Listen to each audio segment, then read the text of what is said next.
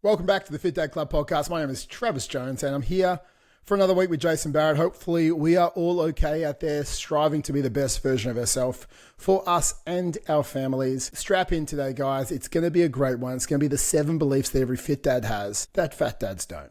Now, with this, we're going to break down these 7 beliefs, tell you why they're actually holding you back because they're actually keeping you stuck. And then what are the issues with each of these 7 beliefs and the replacement of how to shift that belief and the action steps to do that. And so it's going to be super actionable today. So strap in while I ask Jace how his week's been. How you been, mate? Good. Been I chatted to you about getting a plan for the City to Surf and the run plan. I hit a bang on 25-minute 5K, which I was pretty happy with. I was looking at my time. I was like, I don't think I'll get there. And then in the last sort of 500 meters, I was like, I could do this. So I just went for a bit of a sprint, and it was like 25 minutes and 1 second. But technically, I stopped for as a car went across the road. So I'll count it as 25 minutes. So no, that was good. But yeah, just getting into the rhythm of running, and it feels like I'm getting all these big like newbie gains of running. Like I went from a 27-minute 5K to a 25-minute 5K in like 2 weeks. So I'm like, I can't expect it to be this way forever. And if it is, I'm going to be a fucking championship marathon runner by the end of the year. Man, I'll take that. Man, I think as we have chatted, like you'd be surprised, guys. Like the more you sort of get into, if you enjoy running, I think at the start depends on your weight, right? And you can add different types of cardio in as we get the weight down, because every extra kilo of weight you're carrying puts an extra 5 kilos of pressure on your knees. So a lot of people say to us, I have a knee problem. It's like, no, you have a weight problem. And then that alleviates the knee problem. So like, it's quite fascinating, but you can definitely start with some zone 2 or some easy fartlek style stuff, guys, out there. It's like, walk for 1 minute, jog for 2 minutes, run for 1 minute, walk, and you just repeat that 4-minute cycle for, 28 minutes, 7 rounds. And all of a sudden you'll be amazed with how fast you start to get better and better at this. And then you can sort of incorporate zone 2 running in, which is like low heart rate. If you're in your early 40s, 130, 140 beats a minute, it'll feel like you're jogging. But if we start to do this zone 2 cardio, you start to get more efficient. And you might feel like you're running slow, but then in 2 months, 3 months, you'll be running still at zone 2, but you'll be running like a minute faster per kilometer. And you'll be like, wow, okay, and again, consistency over intensity. Everyone goes, I want to get out there, I want to start smashing running. And all of a sudden they blow up their ankles, their knees, and their heart, and their mindset because it feels like shit. But if you start with zone 2, you earn intensity. Again, just like in the gym, guys. So, we definitely help with running plans. One of my clients, Bradley, just smashed his half marathon on the weekend. He is 35 kilos down, smashed his first half marathon, killed it. So shout out to Bradley, guys. It's not just about weight loss. It's about making guys become fit dads and feel unstoppable. Yeah. Well, it's like the when we talk about setting goals, right? It's not about hitting the half marathon, but it's about becoming the man capable of doing the half marathon. Like that's the real reward. Like going for a walk for 21 kilometers is like that. That's not, no one wants to do that for just the sake of that, but it's about who you become in that process, the person who can persevere. Because show up. Fuck, there's so many times where you could easily give up in the journey on the way there, or even on there. Like you could, I could just walk the rest of this, or I could just kind of stop this one at the 10K mark or the 15, whatever. Like there's plenty of mental times where you could just go, nah, I'm done. But it's about being the man and getting up there. And number one, kind of coming back to what we're talking about, is believing that you are that person and believing that you're able to do that. And one thing I want to touch on before we go too deep into it is like theoretically, it's like, what are beliefs, right? When it comes to something that a dad believes or something that anyone believes, all of our beliefs are just thoughts, right? They're thoughts that we have given evidence and that we have looked for evidence for. You're not born out of the gate going, oh, I'm big boned, I'll never lose weight. It's like, well, fuck, you're going to put on 40 kilos in the next 10, 12, 15 years. You're going to gain, it's like, you're not going to be born with any of these specific beliefs. You have them indoctrinated into you. And you get that evidence from the people around you, your family, and your experiences. So if you're consistently told by your parents, we're just big boned, it's hard for us to lose weight, you've got to go on crazy diets. If you see your dad or your mum go through that time and time again, that cycle of, binging and restricting and overeating and then just giving up, you start to think that's the way that it is. It's just really hard to lose weight and it's just difficult for our family and, it's genetic and all of these other things. those aren't the truth. They're just beliefs that have been formed from you looking at your parents, and your kids are getting their beliefs from the evidence that you're giving them. The thing is, our brain doesn't like to be wrong. So when you have a belief that's starting to be ingrained and starting to be indoctrinated, you will constantly look for evidence to affirm it. It's like, because your brain doesn't like to. If you tell your wife, like, "Fuck, I don't know where the peanut butter is," right? Even if you haven't even looked at it, you're like, "I have no idea where it is," and then you go look in the cupboard, you're like, "See, it's not there," and then she'll reach in and she'll pull it out of fucking thin air, right? It's literally a mental blind spot called a scotoma, where your brain doesn't want you to be wrong because you're so convinced that you don't know where it is. You've already made that decision in your head. Your brain's like, "Cool, I don't want you to be wrong, right? I don't want to create that dissonance within yourself. So let's just pretend it's not there because you've convinced yourself," right? It's the power of placebo. When you believe something hard enough, like people given placebos still get, results, still get, better from medication that's just a sugar pill because of the power of belief. So don't underestimate how important the underlying beliefs that we have are, but also understand they are just thoughts that we've been given evidence, and it's because we haven't been looking in the opposite direction. We think, "Fuck, I always fail." What about all the times you've succeeded? Yeah, the successes might not have been in the health and fitness world, but you can apply the same thing. Like, yeah, you were successful. You worked really hard at your job for fucking, 8, 9, 10 hours a day, 5, 6 days a week for the last 10 years. And you're telling me you can't go to the gym 3 times a week. Like, you've got that in you. It's just about applying it across. So just fundamentally understanding what are these belief systems that we have. Agree, mate. No, I think if we look at this, guys, and we hit hard straight out the gate, the reason you keep falling off and losing 5 kilos and gaining back 10 and saying, "I don't know what to do," or "I just can't do it," it's got nothing to do with your training plan. It's got nothing to do with your macros. It's got nothing to do with your motivation. There's 2 types of dads. So there's the ones who stay stuck in survival mode, repeating the same patterns. And there's the ones who shift their identity and they never look back. And we'll break down these 7 beliefs today that every fit dad has that fat dads just don't. And the episode, it's going to challenge you because it's going to confront you. I think that's a big thing that Jason was saying. To change our life, we have to change fundamentally some of our beliefs. It might even piss you off, but it could just wake you up and set you free. So I think the first one, so many guys say, "I just struggle with motivation," or "I just need motivation." Now, what you're doing is you're outsourcing your action to a feeling that is unreliable. So you're like, "I can't get started because I don't have motivation," or "I'll be motivated too."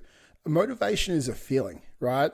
And it's a feeling that goes up and down based on the fucking moon, right? Just ask the people who do the, all the girls out there, the woo-woo girls. So with this, if you're relying... It's not fitting my vibe right now. It's not, exactly. I'm just not vibing the motivation. Now, if you outsource your ability to do an action to an unreliable source, that means you are not going to be consistent to do the thing that you need to do. I'm not motivated to eat well. I'm not motivated to stick to my diet. I'm not motivated to train. I'm not motivated to wake up. So when motivation disappears, so does your consistency. And I think... the biggest thing is, it's like, I don't need motivation. I need a standard. I need to do the thing I've said I was going to do long after the feeling that I had when I said I was going to do it is gone, right? So, with this, you're going to say you want to lose weight. You're going to say you want to be the best dad you can. You're going to say you want to be a role model. You're going to say all these things. And it really feels good in the moment until you have to press the button on the alarm at 4 a.m. and you have to get up and go for that run, or you have to get up and do that training session because, you have to do it before work. And yeah, that's the difference between a standard and motivation, because you're not going to be motivated at 4 a.m. You might be motivated at 9 p.m. when you set the alarm, but at 4 a.m. it's a different version of you. So you just need to start to have a standard, and standards have action steps to actually put in place. So we want to set a non-negotiable minimum. And this is where people go wrong. They go too hard, too fast. They're like, "I'm going to do 5 days a week training. I'm going to, do 15,000 steps. I'm going to hit this, low calorie meal plan. I'm going to cut out carbs." And all of a sudden they don't follow through and they lose motivation quite fast. But instead we need to go, "You know what? I'm going to become a fit dad, and I am a fit dad, and I do what needs to be done." And that means I need to build streaks, and I need to build a conviction in the statement that I am doing the things I'm going to do. And the more you do that, the more you will want to do it, and motivation will come after the fact. So if we start with smaller steps, like I'm going to do 8,000 steps a day, I'm going to train 2 times a week at home or at the gym, and it's a minimum 15-minute session. You're like, "That sounds too easy." It's like, yeah, it might sound too easy, but you're the same guy who starts 1 week and falls off for 3 months. So how about we start with the easy for a little while, and then we can progress the intensity to the hardness that you keep trying, that you keep failing at. So start small, make it easy, then make it repeatable, start winning, then increase intensity. And this will remove decision fatigue as well. Like it will remove the what should I do today? You're doing what you're doing today. You're doing 8K steps, mate. You're having protein every meal. That's your two things. That's how you win the day. And like you build this discipline that lasts way beyond feelings, and you earn the real confidence that comes with it because you actually start keeping promises to yourself. And I think the replace your motivation with a set of non-negotiable standards and your life will change. I think that is the biggest crux of this first one. Yeah, 100%. Like it might take a bit of an initial kick up the arse to get there and an initial motivation boost. And we've talked about this before with that away from motivation. A lot of dads start with the, I don't want to feel fat anymore. I don't want to look in the mirror and feel like a piece of shit. But then it's like once that motivation drops off, which it always does, that's when most guys hit that sort of slump. And that's where the standard carries you through, right? Because you don't rise to the level of your expectations, you fall to the level of your standards. So most guys have a minimum, and this is exactly the same thing that happens when they do like a 10-week, 8-week, 12-week challenge. They go through, I'm motivated for this period of time. Maybe they're motivated for the first 6 weeks and they just slog it out for the last couple. And then they're like, all right, I'm done. I've lost 10 kilos, 12 kilos. They fall to then the level of their standards. Because they've not set in place any new standards, they had an unrealistic expectation of themselves. They fall right back down to exactly where they were before, whether it's the beers, the takeaway, the easy meals, whatever. There was no baseline set. You get better at things. You get results from things by consistently day in, day out, nailing the basic, boring, important stuff, which is what creating a standard is. Because again, motivation is like a shower. You can recommend it every single day, right? You need a fresh dose of motivation every single day. You start being stinky, you miss a couple of showers, like all of a sudden your results are going out the window. So the fickleness of only doing things when you feel like them is the problem. But if you have and this is why we talk so much about like scheduling, if you have a dedicated times, I know which days I can and can't train. I know like one of my guys, Justin that I'm speaking to, he's got a very like a busy schedule. I'm like, cool, when is a day when you can get this done? And we have to go through all of the different things that are going on. So cool, so this is the only time we've got available. So that's when we have to schedule it in to get it done. All right, cool. Then it's in the calendar. Then we can make it work. But that's what comes from having a standard as opposed to just relying on the emotional updraft to get you there, because it's not always going to be there. I agree, mate. I think like that next one is I don't have time. And so many guys struggle with this at the start. And if you say you don't have time, you're constantly in this reactive state, reacting to everything that's going on in your life. And definitely if you're living in a reactive state, you're always going to be behind. You're going to give your best energy to everyone else and everything else, and you're going to leave yourself empty. And of course, then you don't have time, but you probably do have time to scroll your phone. You do have time at the end of the night to sit on the couch because you're tired, and you're tired because you actually aren't training. It's a funny thing, right? You say you need energy to train, but training gives you energy. Now, I'm not saying like we all do have the same 24 hours in the day, and I understand that some of us do more than others. And I'm not saying I do more than you or you do less than me, right? But there's some days, yeah, man, I was up at 2:30 this morning. I had to sleep faster, right? Arnold Schwarzenegger says you just sleep faster and you get up and you get it done. I wake up most mornings at 4 a.m. because I got to get my training in early enough before the world starts. I don't want to wake up. My alarm sets at 3:58 a.m.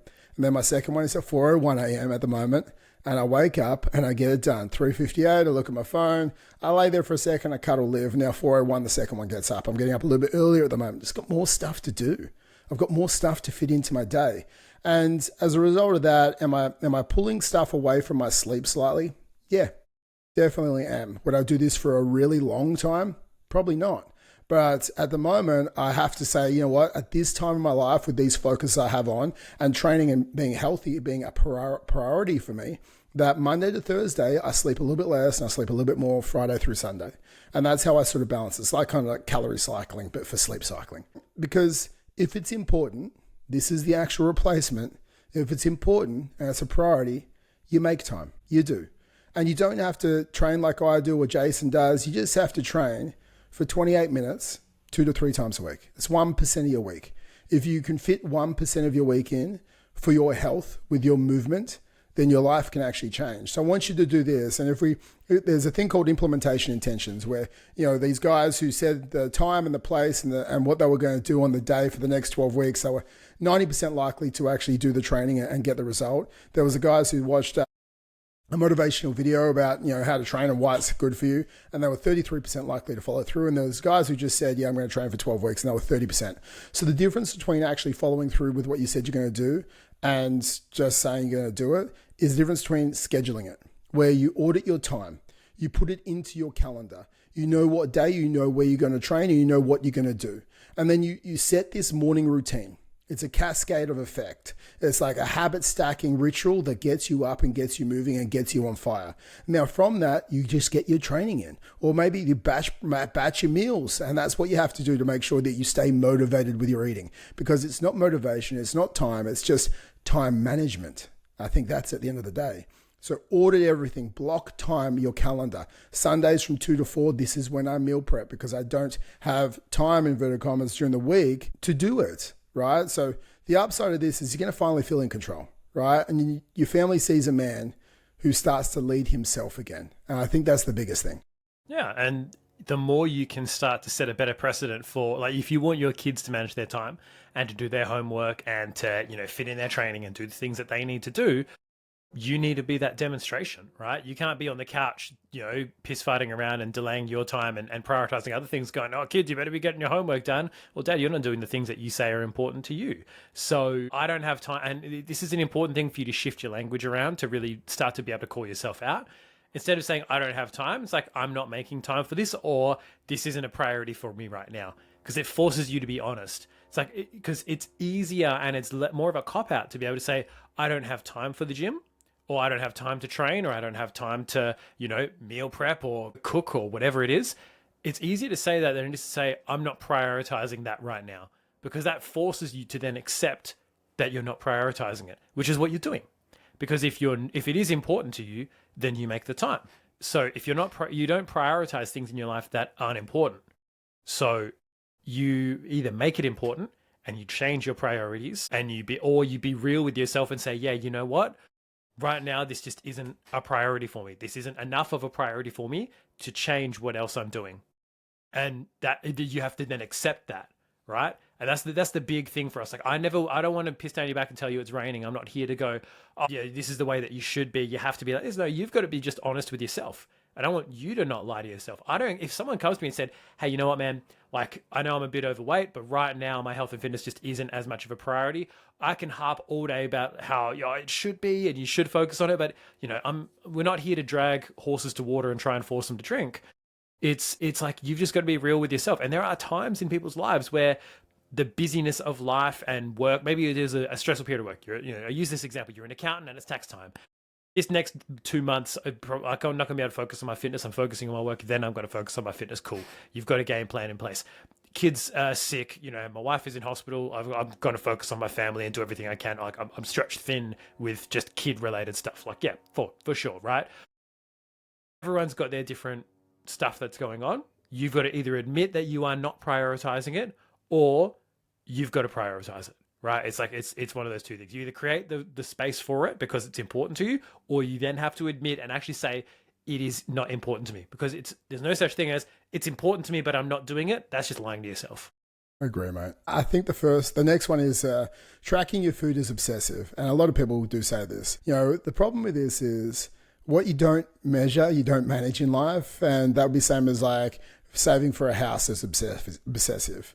Now, a lot of people save for a house, and I would say it does take some form of obsession, and what I would call is devotion.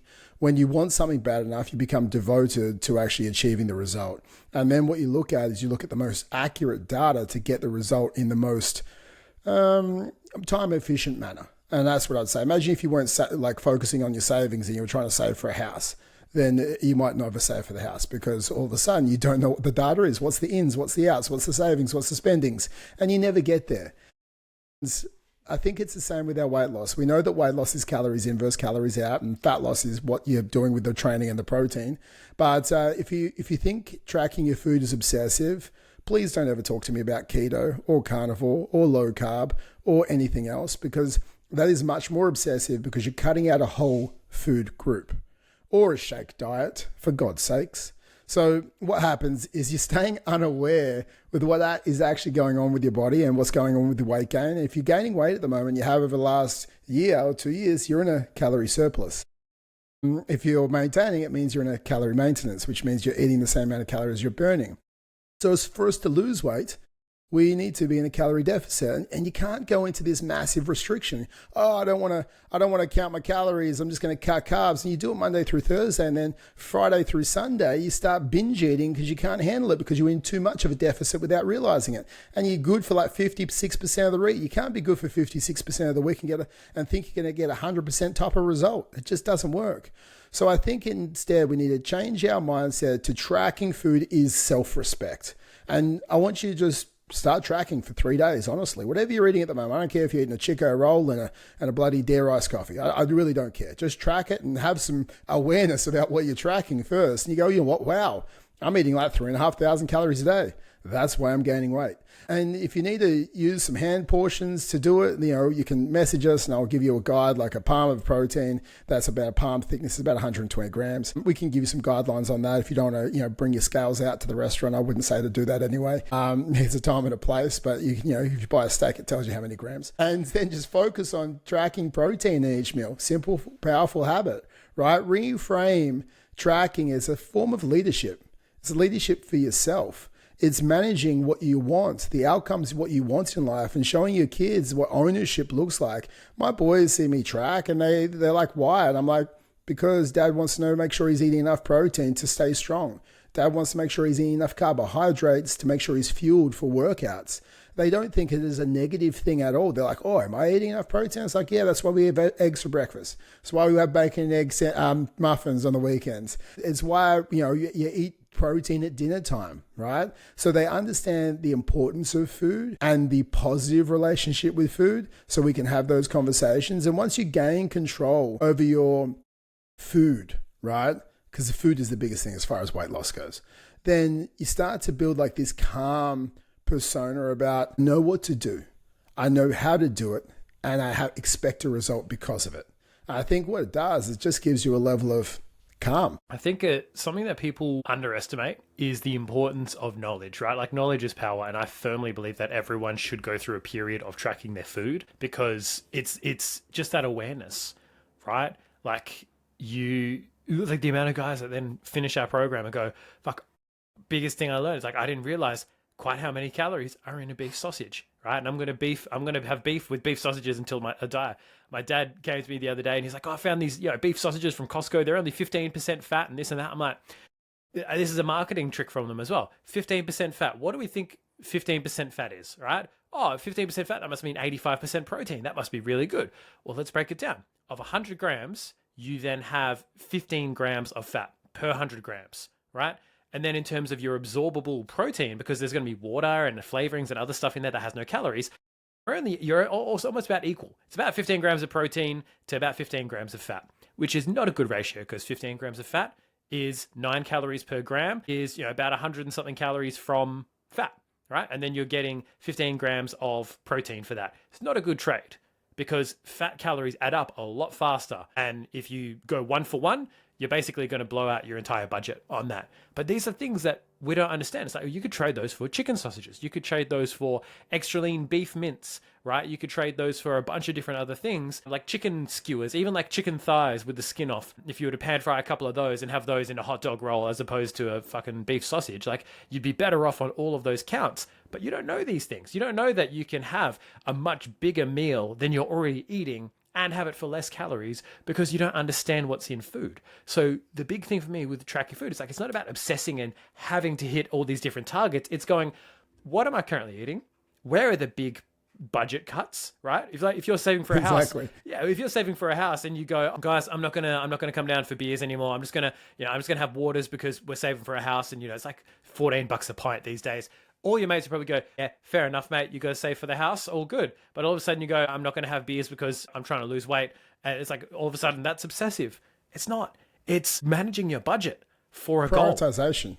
It's prioritization. What's more important to you? And it's also then about understanding, hey, if I manipulate my day, I can afford the beers, right? If I don't buy the kids nappies and we go cloth nappies for a week, I can afford a round of beers. Is that worth it for you? I don't fucking I know.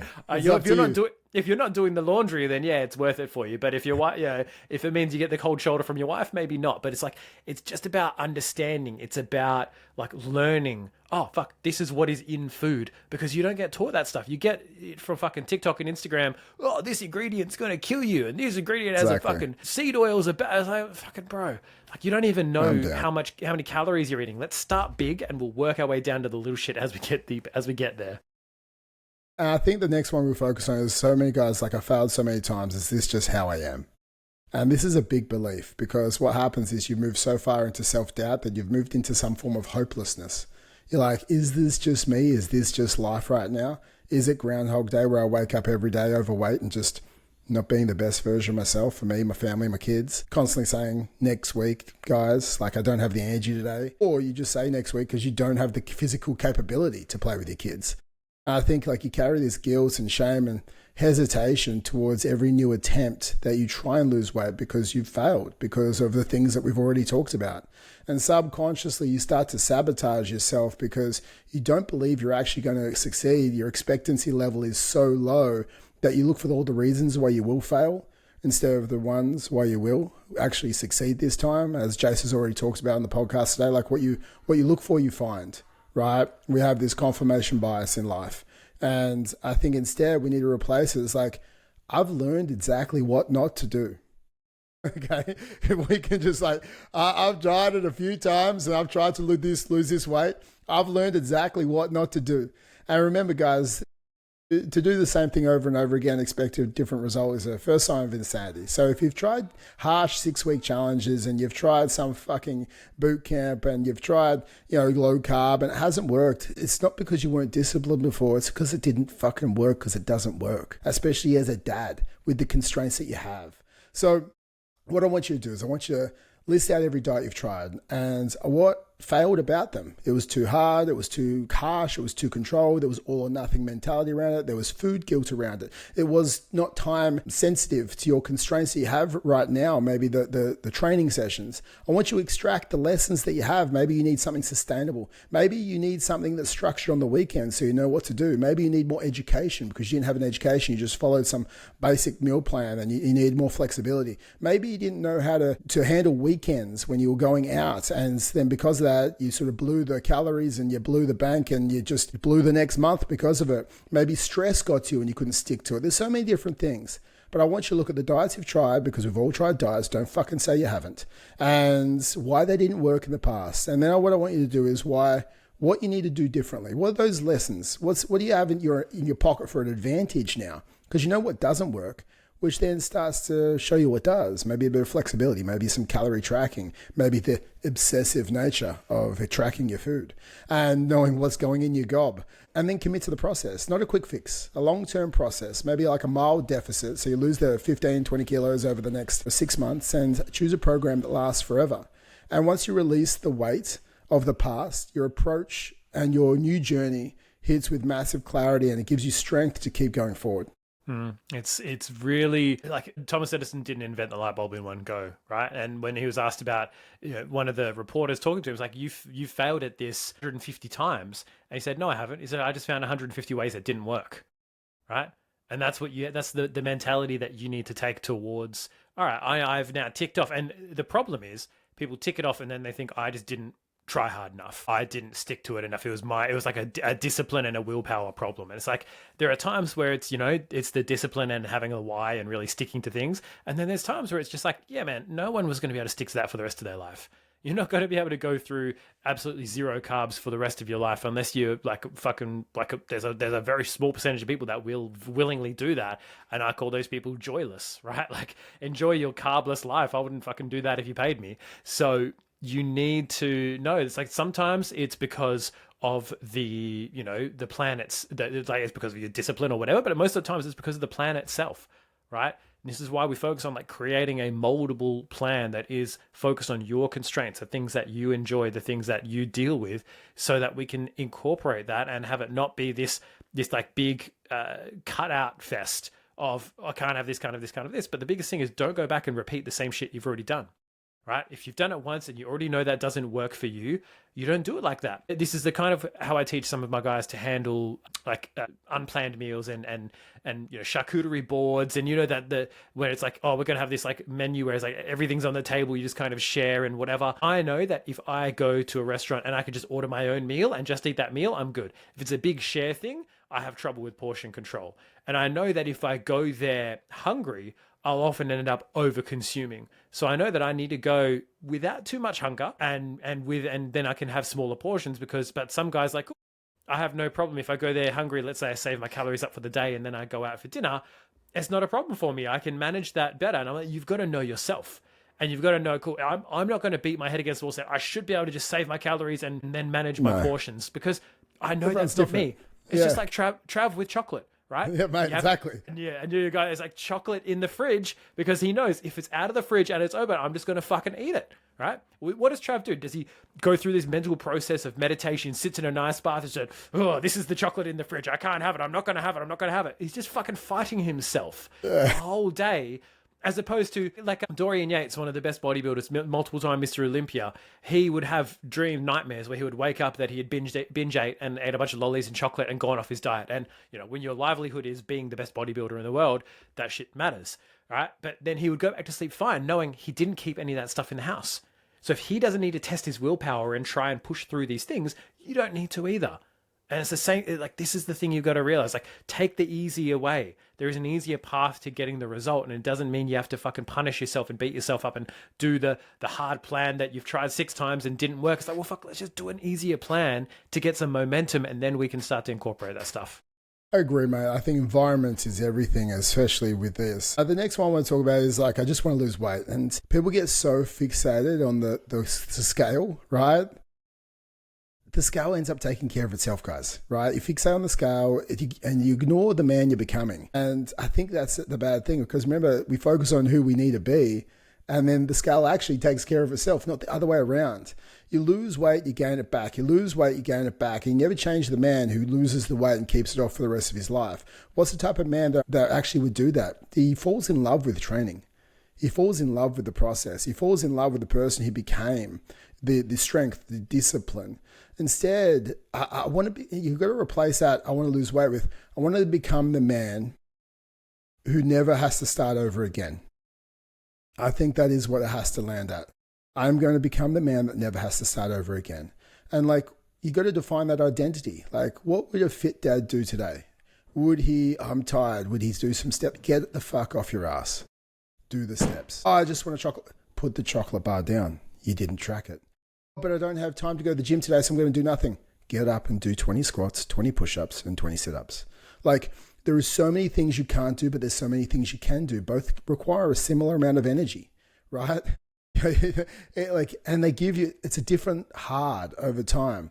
For sure, it might be hard to not eat the chocolate bar today, but it's also hard to have the obesity later on in life, right? It's hard to wake up, but it's also hard to not be able to play with your kids because you don't have the energy. Like, you just got to trade your hards. And it's like, which hard am I willing to do? The hard now or the hard later? I tell you, you know what's more important. Do the hard now. And if you start to shift the language, it's like, oh, stop saying I can't eat that. It's just like, it's just not who I am. Like, a vegan doesn't eat steak. It's not who they are. An alcoholic who gives up, I just don't drink. Right? So it's like, I just don't buy food from a couple of my guys. Rule for first month of coaching, like, they have problems with fucking servo chocolate bars. We don't buy, I am the type of man who does not buy chocolate bars and servos. You pay pass at the pump. Yeah, exactly. You pay pass at the pump and then you fuck off. So it's like, you change the type of man you are and the behaviors around that. And then you start celebrating the consistency, not the kilos. I think it's a big thing, because we stop chasing transformation and we start to live it permanently. I'm going to jump through the next one, Chase. And I think, this is another thing that I talk to, and this is that complacency kicks in. It's like, I'm doing okay. I'm better than before. And the issues with this is, you're out of pain. And we did talk about this last week, so I'm going to sort of shift through this. You're not in pain anymore, but you're not in pleasure. And just because you're better than what you used to be doesn't mean you're as good as what you can be. And we get stuck in this complacency. And then we always will slide back. You're either going forward or backwards in life. There is no stagnation, right? Remember, every day you wake up is one day closer to death. So there is 100% no stagnation in life. So, with this, and that's just the honest truth. And if your kids are 8 years old, I just want you to think about this. And I thought about this the other day. If your kids are 8 years old, maybe, by the time they turn 15, they honestly, a lot of the time, want to be around their friends more than you, okay? Especially in the summers going to the beach, right? Maybe 16. I'll give you 16. About 7 and 18, they've got girlfriends or boyfriends, and they definitely don't have you hanging off them. Now, if your kids are 8 and you currently feel like shit in the last 8 years of summers, you've been fat and not been at the beach with them, and you've been under-energized and you feel self-conscious, you maybe have 8 summers left. You don't have 8 years. You have 8 summers left with your kids, doing stuff with them and creating memories. Like, don't you want to be your best version of you for that? Not just, I'm better where I was last year. The best version. I want to be the best version of myself. If you have only 8 summers left to create memories that will last a lifetime with how your kids talk about you at their dinner table with their kids, you have 8 summers. Now that hit hard for me. And hopefully it hits hard for you, because it's not a lot of time. Like, my kids are 10 and 8 now. It's been turned 8 on the weekend. Like, that time went like that. And the next 10 years is going to go like that as well. And then my summers are gone, right? The joy, the smiles, the fun, the kick, the everything, and the relationship I have with them, it will be defined by them, right? 8 summers. So I want you to set, instead of I'm doing okay better than before, I want you to set a performance target like Bradley did. I'm going to run a half marathon. You know what makes you fucking train? Running a half marathon. That'll do it. That'll do it. Do a high rocks. Do a tough mudder. Find yourself a group of people and do some form of competition. Set yourself a performance goal. Create a benchmark. I'm going to run a faster 12K like Jace is right now. And he's got his goal and he's training towards it. It lifts his game. Hit a fucking 5K PB because of it. It lifts your standards. I'm going to run a 12K. I set myself a time limit and I have to fucking hit it now. But it improves your performance metrics because you have a target that you must, like a heat-seeking missile, towards this target, right? That you are aiming for. And your weight will come off because of it, right? And you keep your why in front of you every single day, not just your before photo, but your why. And you keep that. You join a community that challenges your standards, and you'll never fall back again. And you're going to be leading, and you're going to be inspiring, and it's going to keep you up higher. And this last one, and we'll sort of recap, Jace, when I come back to you after this last one. It's like, I'll start when life settles down, is what people say. Oh, think about it. I'll start when life. Mate, you've got kids and a fucking job, or a business and a wife, or maybe not a wife, which means you're probably even more hectic, right? Like, your life will never slow down again. Okay? Life does not settle down. You delay the change, like, and this is the reality, right? Your life is never going to slow down again. It just keeps getting, how do I fucking fit more in? I thought I did a lot. Now I somehow, that's how I wake up at 3:58 a.m. now. That's how I fit more in. But literally, your life is never going to slow down. If you delay change endlessly and you're waiting for that perfect moment, it's never going to come. You just build this fragile identity that can't survive stress. Like, what builds diamonds? Fucking some form of robustness. Remember, become anti-fragile. That is our goal. That is our mentality. We're anti-fragile mentality. You can knock me, but I get stronger from it. Life will not settle down. So instead of saying, I'll get to it when life settles down, it's like, I thrive in chaos. I am the fire. Fuck that. I am the fucking fire, right? I am the storm. Literally, I am the storm. Like, if I can lead in chaos, I can thrive in calm. Right? Imagine if you got it done when you are in chaos. Do you know how much easier it's going to be and how much more enjoyable it'll be when you're in the calm? So you just start picking one small habit. Even in chaos, you get it done. 10-minute walk, 20-minute training session, maybe protein, whatever it is. You start small, consistency over intensity. You use a checklist. Bang, this is what I do in the tough weeks. This is what I do when I'm sick. My guys, still when they're sick, I get my steps in. I'm not going to the gym, but I get my steps in, even then when they're sick, because that's the type of men they are, right? Because they've got a goal and they keep their eye on the prize. It's like getting some fucking oxygen in and grounding. It helps with your sickness. Like, it actually heart rate does. moving, it gets your thyroid going, it helps pump shit out.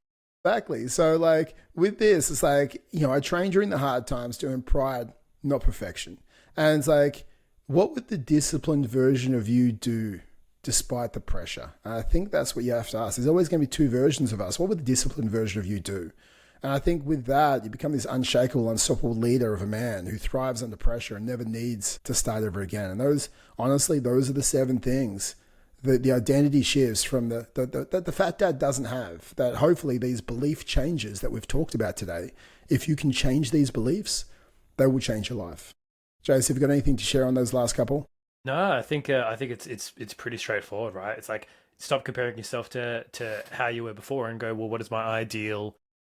What does my ideal look like? And also stop comparing yourself to other people, right? Who cares what other people around your age are doing? The average is fucking overweight to obese. That is like the mean, the median, the mode, all the forms of average is like in there.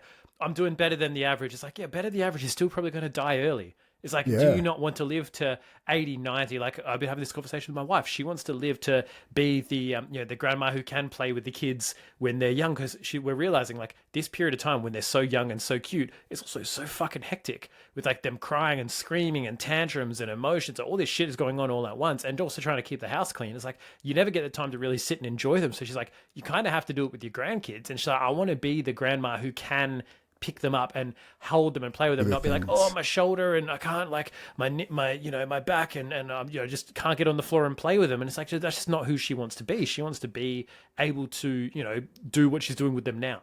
And that's her fucking motivation. And just because you're better than someone else doesn't mean you're being your best self. And we said it before, life randomness has never not happened in your life. So just anticipate that shit is going to hit the fan and have a base set of standards that make it happen for you. I agree. And I think if you felt a knot in your stomach during this episode, it's not shame, guys. It's just a signal. It's a signal that you're putting yourself like, it's like, what, I can be better. I can do better. It's your future self knocking on the door saying, open this door and step into the version of you that you should be. Because here's the deal, right? Knowing these beliefs means nothing if you don't act on them. Awareness precedes change. You're aware now. Now we get to change them because we're aware. Right, so I want you to pick the one that hit the hardest today and the belief that's holding you back from shifting today. And if you're ready to stop falling off and stop negotiating with your potential and finally become the man who never has to start over again, like I want you to book a Fit Dad game plan call. You're going to go to fit-dad.club. You're going to book a call. We'll see where you are, where you want to be, and we'll help you close the gap. So that's fit-dad.club. We'll map out your exact system. We'll show you how to lead with discipline, not emotion. And we'll build the identity that makes the result permanent. Because you're not just here to lose weight. You're here to become the strongest, most disciplined version of yourself. And that's what we fight for, and that's what we go out and get. Until next week, guys, that's Travis Jones. I'm here with Jason Barrett, and that's the Fit Dad Club podcast. See ya.